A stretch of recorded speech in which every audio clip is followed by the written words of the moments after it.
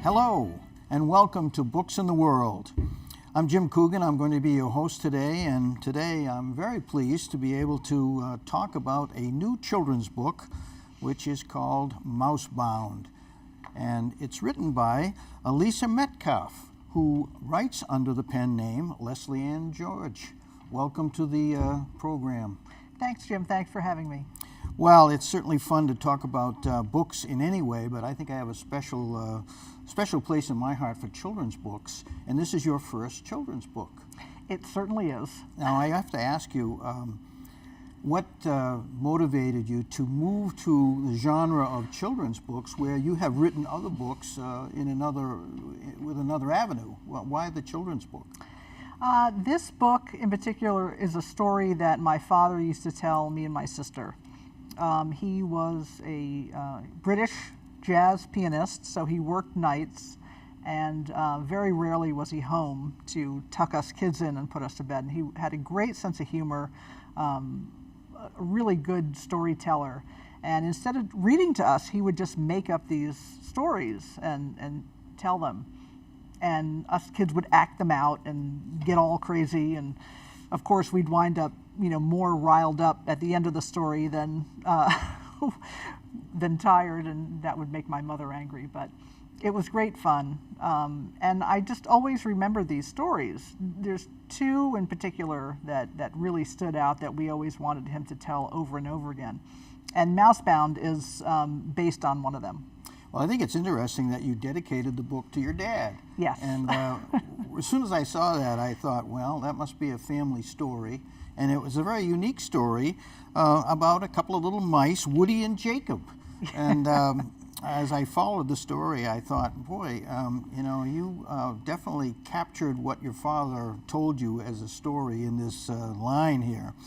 I wanted to ask you, that you did write this book under the pen name Leslie Ann George, and it's not unusual that writers do that. I wondered why you did that.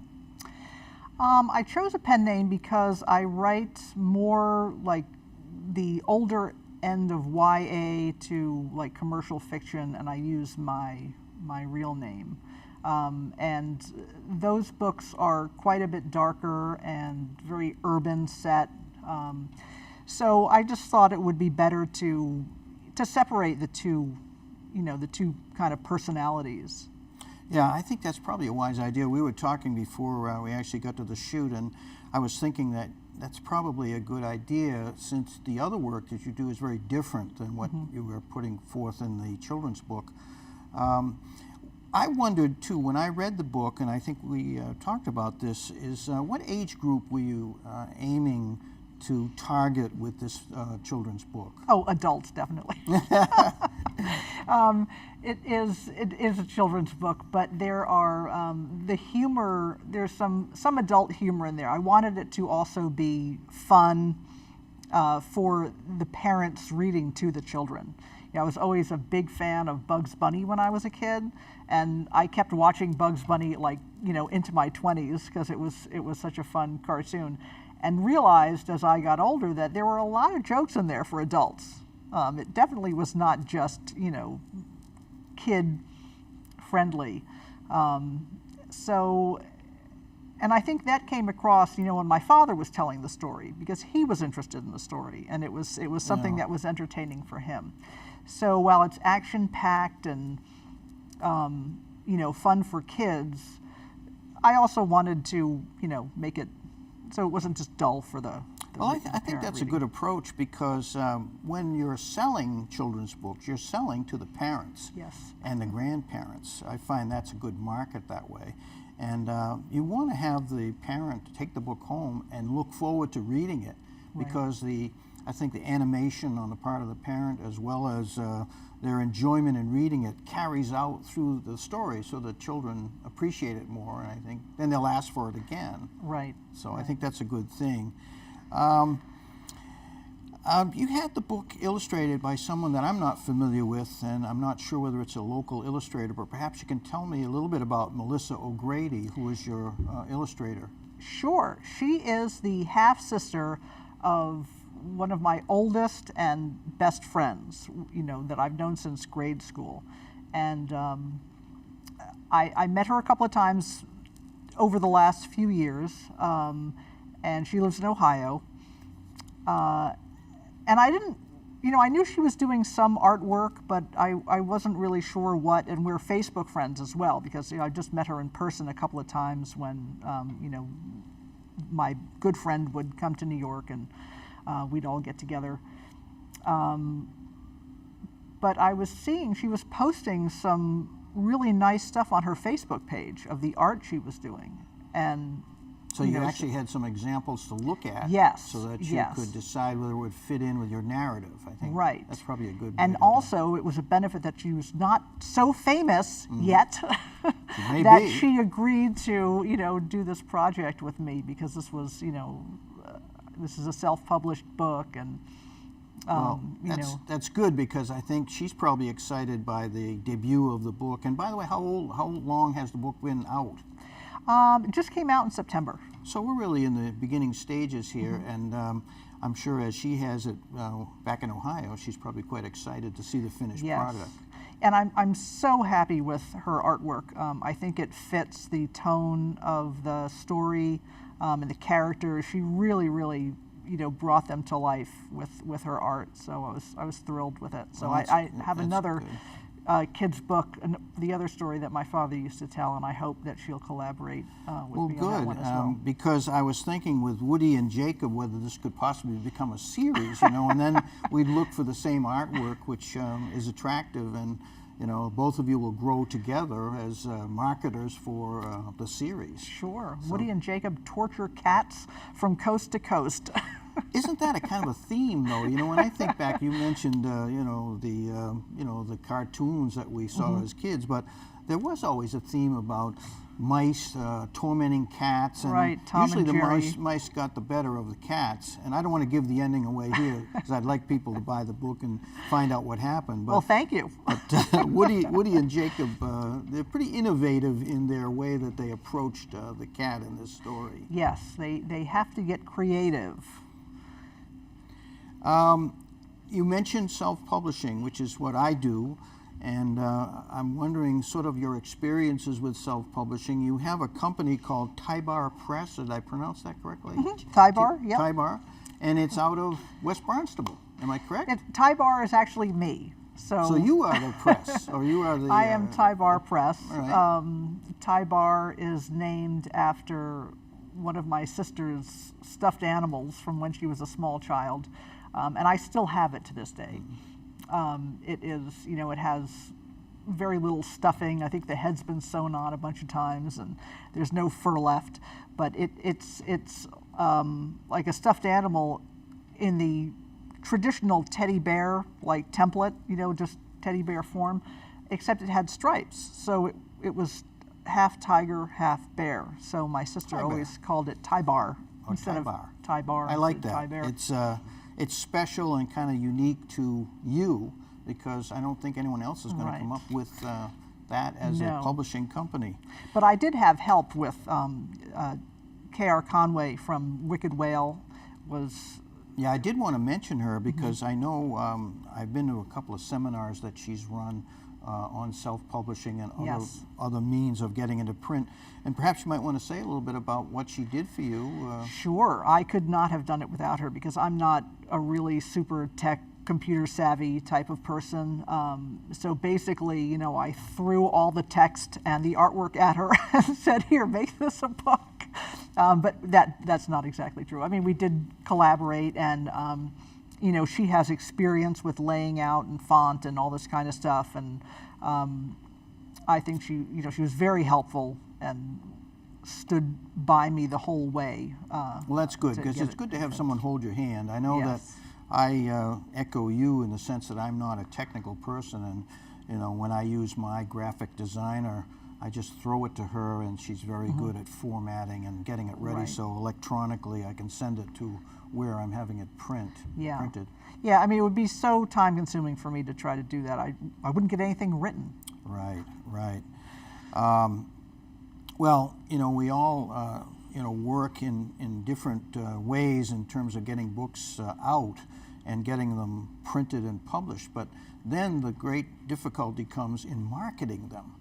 And you and I had a little talk before the production here, and I'm wondering, have you got a strategy?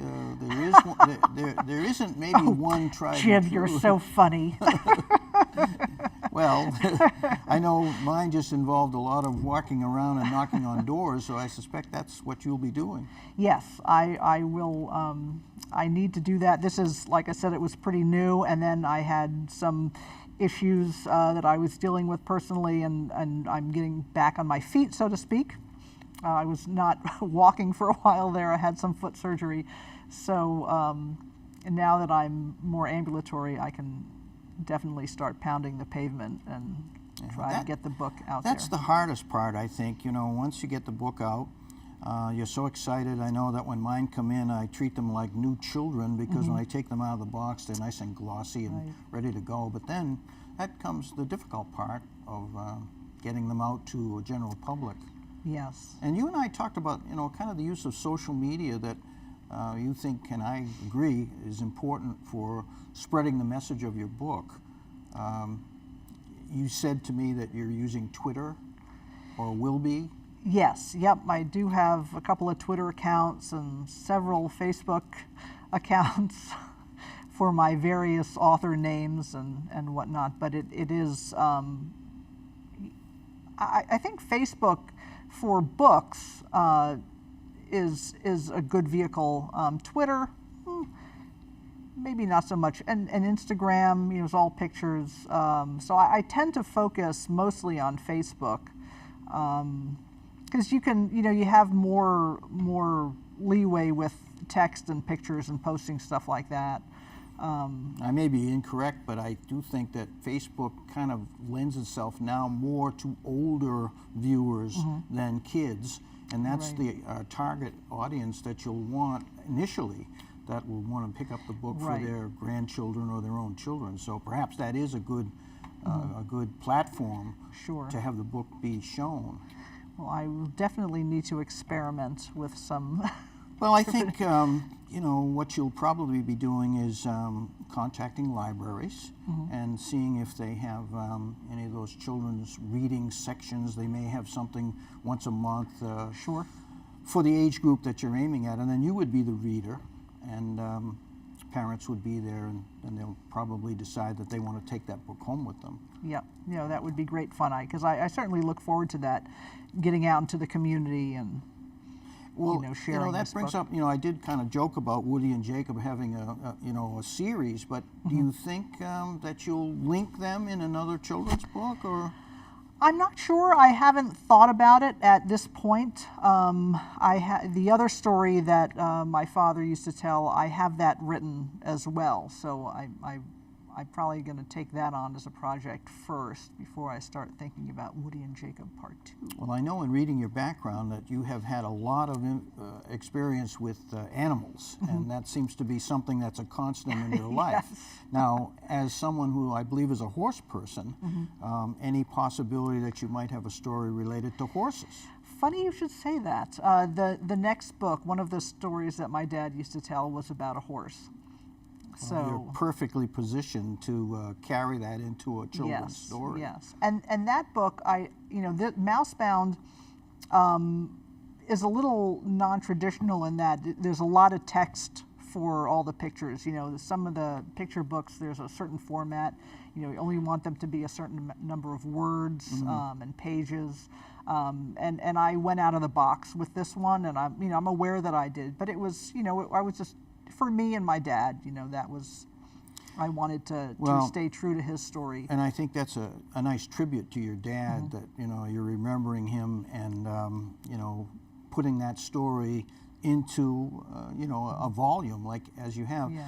And, I think when we were thinking about, and I was looking at the book, you do have a lot of text, but that is really where you're probably going to want the adult to be reading to the child. Right. Whereas if you were shooting for just the child to pick it up, you'd want kind of a short narrative and probably vocabulary that would be geared to their age.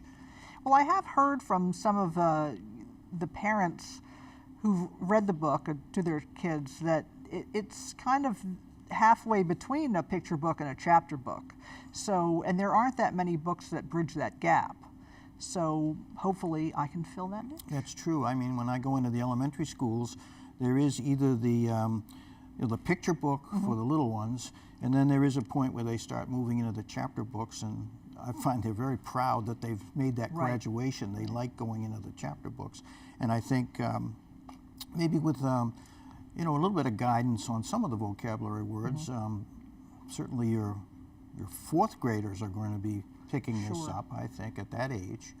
And I think it's such a fun story with a lot of action and humor that, there's the incentive to, maybe kids that are a little less inclined to read on their own. Yeah, and I think... There you go, kids. It's mousebound. I know, and I think, too, every family has had a similar experience with either mice or cats or dogs. But I think the action in the book, it's like universal. We have an animal that may not always follow the rules that we would like them to follow. And then you have the antagonists of the two mice. Throwing that all into the mix, you've got a guaranteed action story. And there's a lot of action in it, which is fun. And it's a little more warm and fuzzy than, say, if I had written Rat-Bound.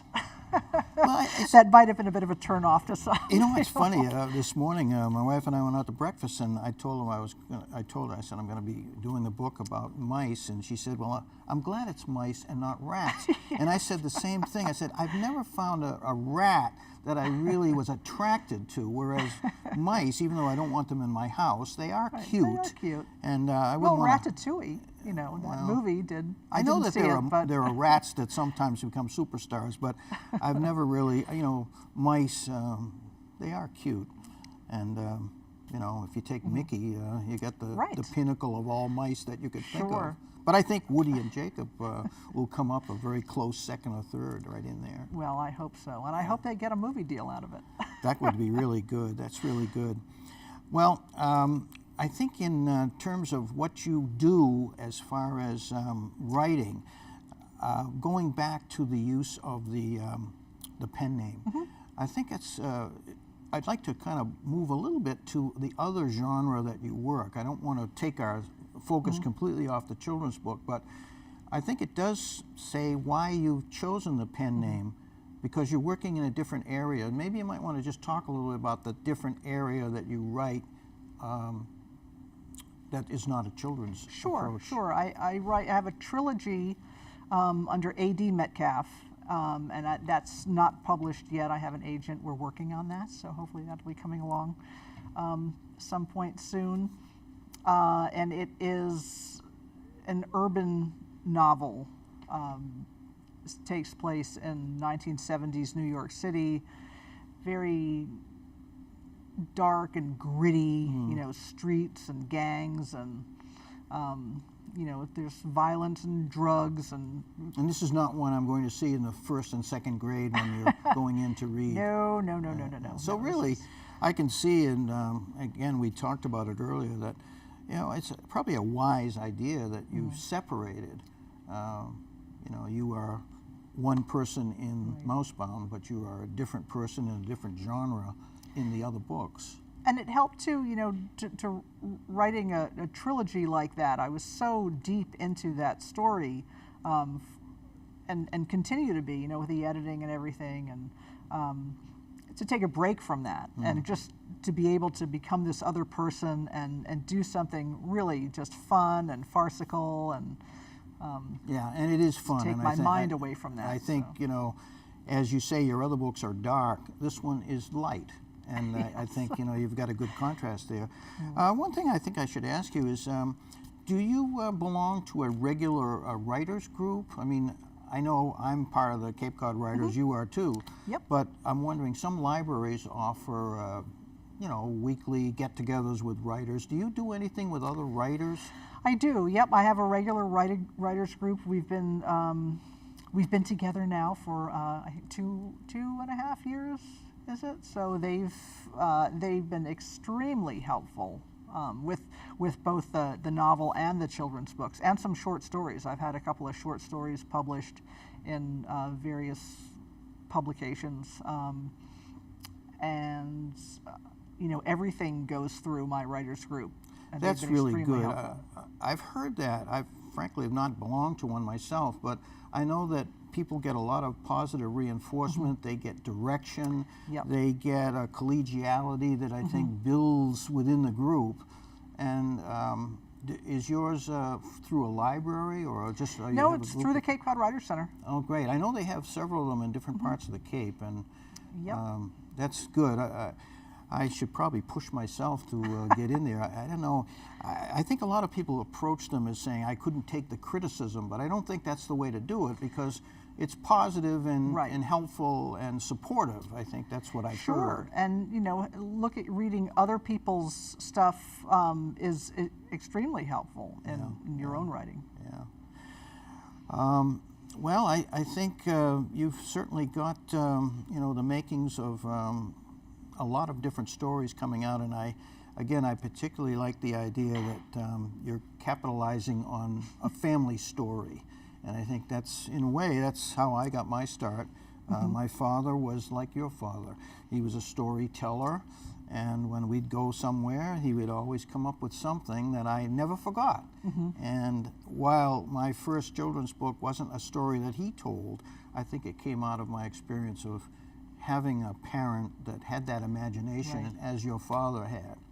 And so I think that's very special. I'm trying to think if there's anything we haven't covered. We have just a couple of minutes before we finish up. I did write down to myself here that Mousebound, the title, is it anything connected to Housebound or? Yes, that the house is bound by these mice, and not so much an infestation, but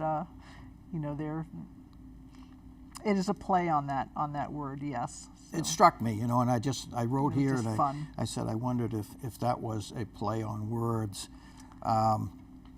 Well, I think those that will get a hold of Mousebound will get a big kick out of it because, as I said, we've all been there.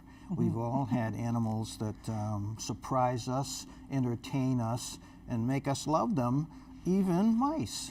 I don't know if my wife would agree with that, but I've never wanted to hurt a little animal like that. And I know that in a couple of cases I've gone out to my wood pile and I've found mice where I don't want them, but I generally just try to scatter them. I don't want to hurt them at all. And Right. I wouldn't want to hurt Woody or Jacob either. Good. Thank you, Jim. Well, we're coming really to about the end of the program, and I'm glad that you're thinking about perhaps another children's story, and with your background with horses and other animals, I'll look forward to that. And Melissa O'Grady will, I'm sure, be looking forward I to certainly doing hope the so. work. You don't have any problem dealing long distance. I mean, she's in Ohio and you're here. Yep. No, it hasn't been. The miracle of computers and. Yeah, I couldn't write without computers and all of the scanning that you do and Right. all that. It would be very difficult. Well, once again, I think we've come almost to the end of the program, and it's been a real pleasure, Elisa, and I'm glad that we had this chance to talk about your new book, Mousebound. Thank and you you'll so be much. seeing it in libraries, you'll be seeing it in bookstores, gift shops, and probably, as I said, Pet it'll be stores. covered on CNN at some point. So thank you One so can much. hope. It's been a real pleasure. And for all of you out there, we hope that you'll be tuning in again to Books in the World, as every once in a while we have a lot of different authors come in, and it's always a pleasure to talk to them and to give them really some support and some publicity for the work that they have been doing. So thank you so much, and have a good day with a book.